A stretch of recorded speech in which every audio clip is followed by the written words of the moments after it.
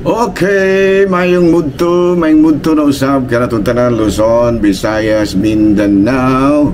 Mayong mudto Philippines, mayong mudto world, mayong mudto universe. Ano na punta mga higala? Dili nga itong tumanon sa kahanginan, CONA, Catechesis on Air, o ako lang gihapon kini yung ubus nga alagad, Reverendo Padre Edwin Academia Acababino adlaw na usab karon nga Sabado, Saturday.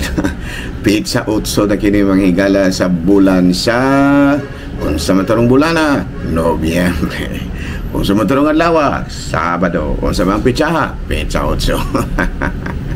Nalano, may muto na kanatong tanan. Kinaot kita mga higala nga walay problema ha. Padayon ragyod sa atuang mga buhato no ni ining kamuntohon no. Padayon ragyod ta no. Bino sorry kay din ha day ha, wala na ako dayon makakuha ng microphone.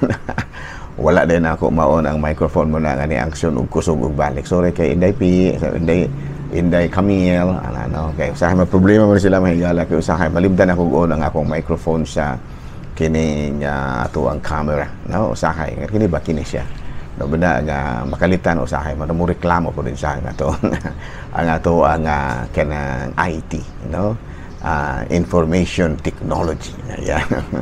Nahala no may munto na kanatong tanan ang hinaot kita mga higala nga ana kitang tanan sa Kapiskay sa panglawas adlaw karon nga Sabado pizza utso na kini mga higala sa bulan sa Nobyembre no padayon kita sa ato ang mga gimbuhaton ni ining kamuntuhon.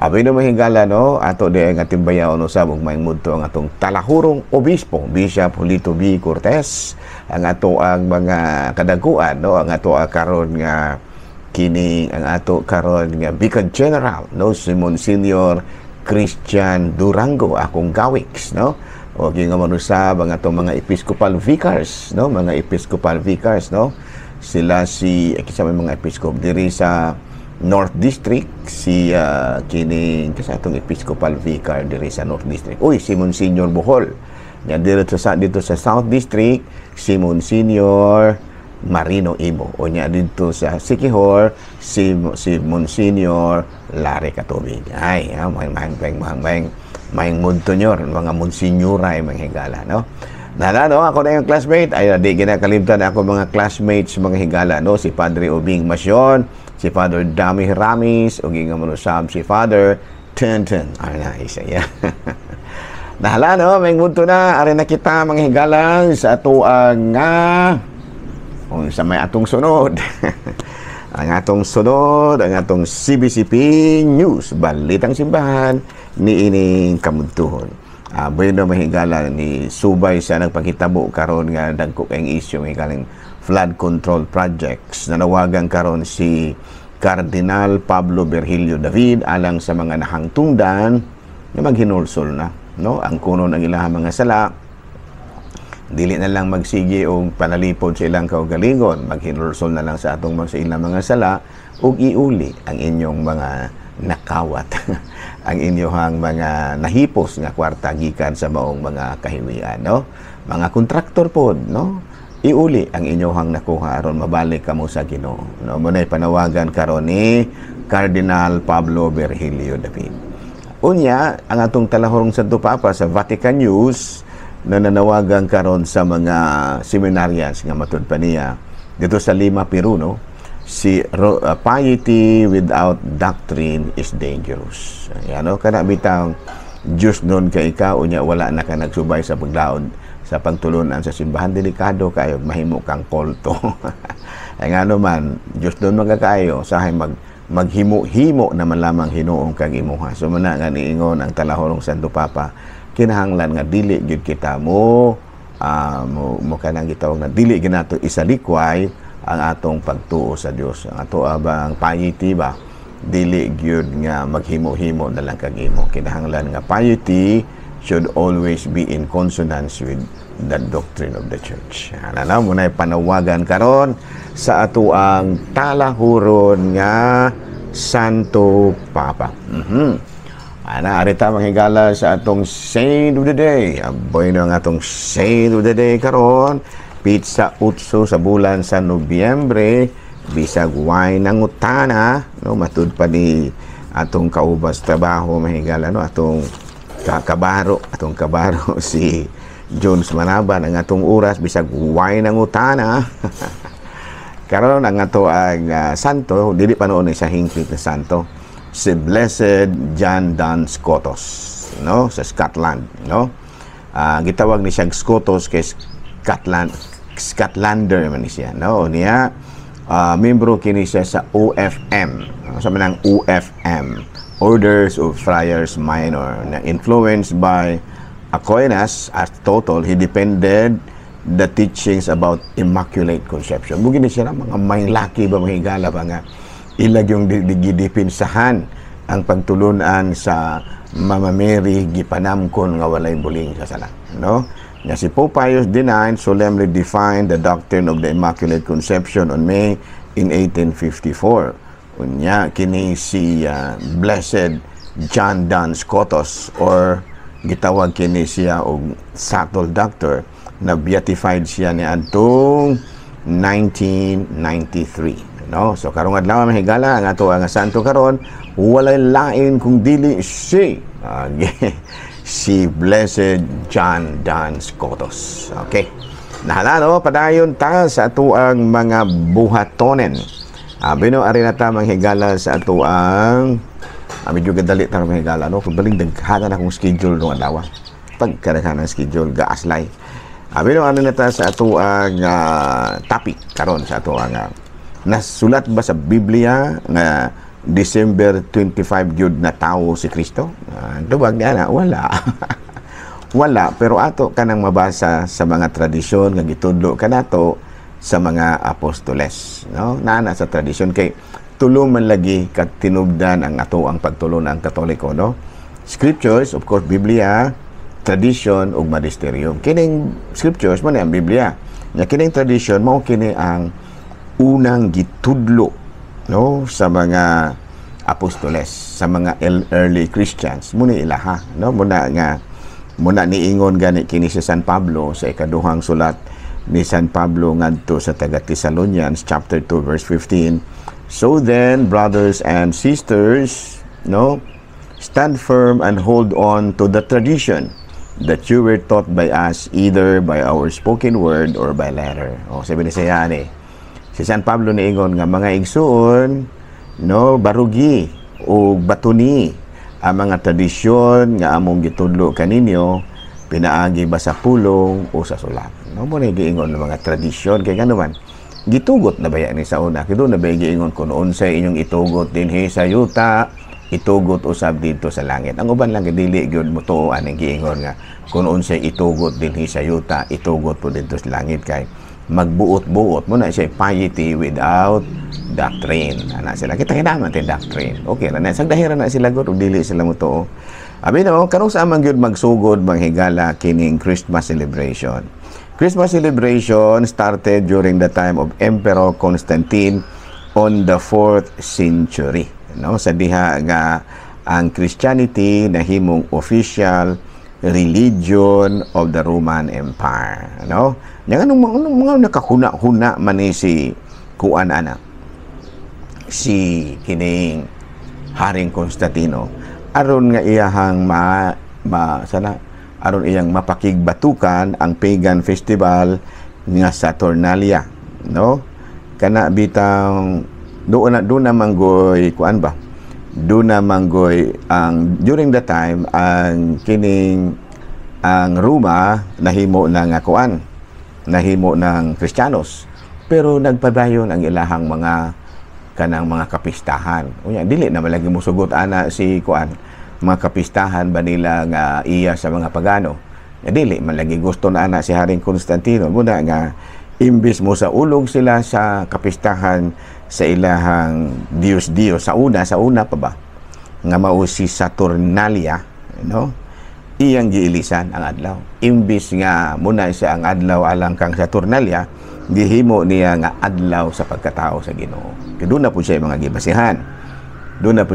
gibasihan. Pero malagi na, no?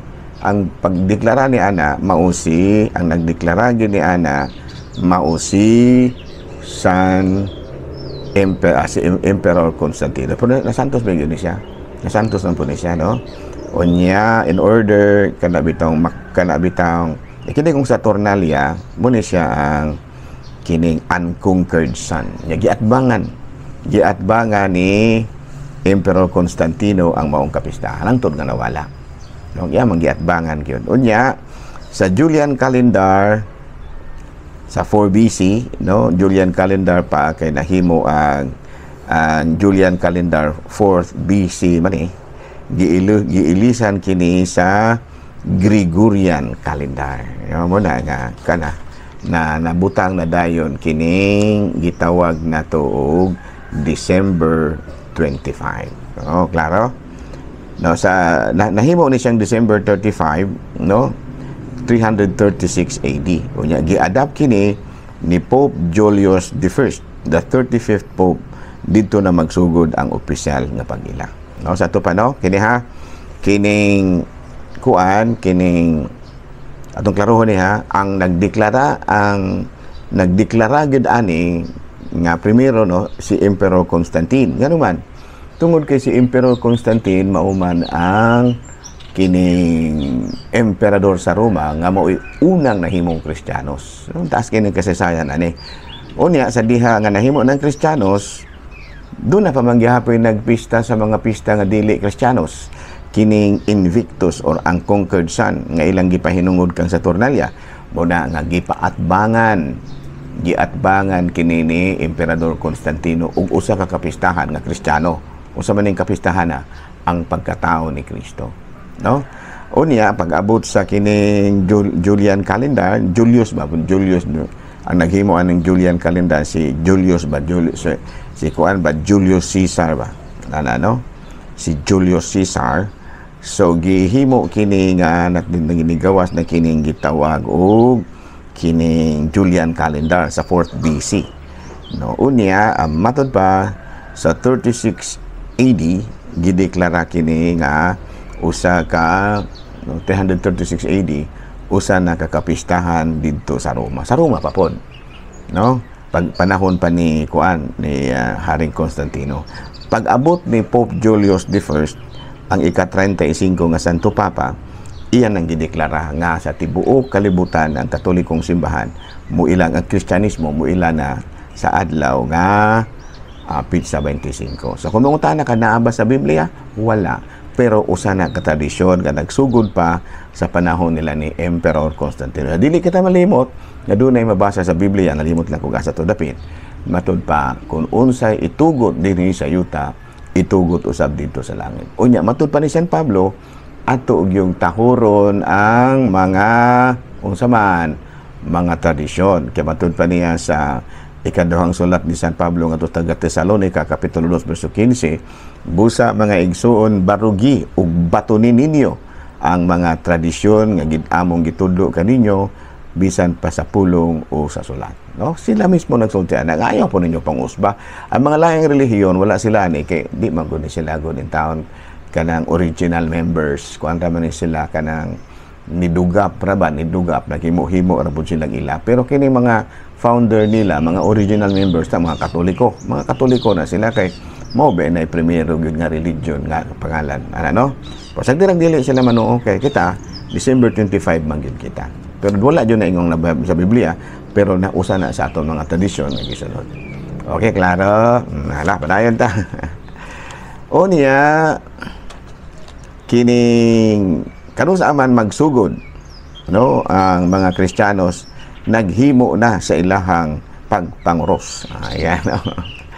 Abi na nagsugod, mahigala kitang mga Kristiyano nanguros na panahon pa sa mga primerong Kristiyano, tracing the sign of the cross during the 2nd century, sometimes using thumb or finger. Ang symbolic meaning niini to invoke God's protection and blessing, to identify with Christ's sacrifice. Ato pa, kini ang kahulugan ani, no? Kining symbolic din kining pagpanguros, no? Kan man ni siya to invoke God's protections and blessing. Kami ingon baya nga kini bitaw sa 1 Corinto versikulo 1 versikulo Kapitulo 1, versikulo 18. Alang kanako ang kanabitaw ang krus gahom, alang sa mga nagtuo ang krus gahom, apan alang sa mga naluwas ang krus gahom, apan sa wala maluwas ang krus binuang. Unya kini tuo man ta muna nga kay gahom lagi ning krus, muna nga ang karaan nga mga original jud nga mga Kristiyanos manguros ni sila aron pagpangayo sa panalipod sa Dios, no, ug panalangin pod. Unya ikaduha, in order to identify with Christ's sacrifice. Kaya doon na ba tayo mabasa sa Biblia? Ando na, no? Ezekiel 9:4. Ug giingnan siya sa Ginoo, libuta ang syudad sa Jerusalem ug butangig pati ang agtang sa tanan. No, nang sa agtang yun, no? Kaya naingon man lagi ang Ginoo nga butangig pati ang mga agtang sa tanan. Ato ka nang mabasa sa Ezekiel 9 versikulo 4. Yung sa man yun lamang yung patika, cross yun lamang, no?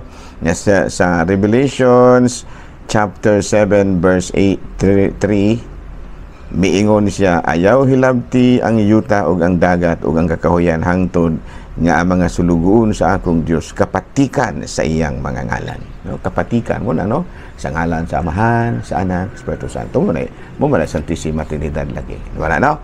So klaro na asang dahira na mga laing relihiyon di sila manguros kay wala man lagi na sila tradition kay bag-o pa managod sila, igo naman na silang nagtukod-tukod ron. Pero kita ngagikan kita sa mga apostoles, na kita na. Okay? Clarex. Clarex na. So, dinilita magdugay. Ako lang gihapon kini inyong ubos nga alagad, Reverendo Padre Edwin Academia Acab, na milit na usab kaninyo og manalangin kanato ang Dios ug kagahong tanan. Amahan, Anak, Espiritu Santo. Amen. Good noon, Pilipinas. Daghang salamat.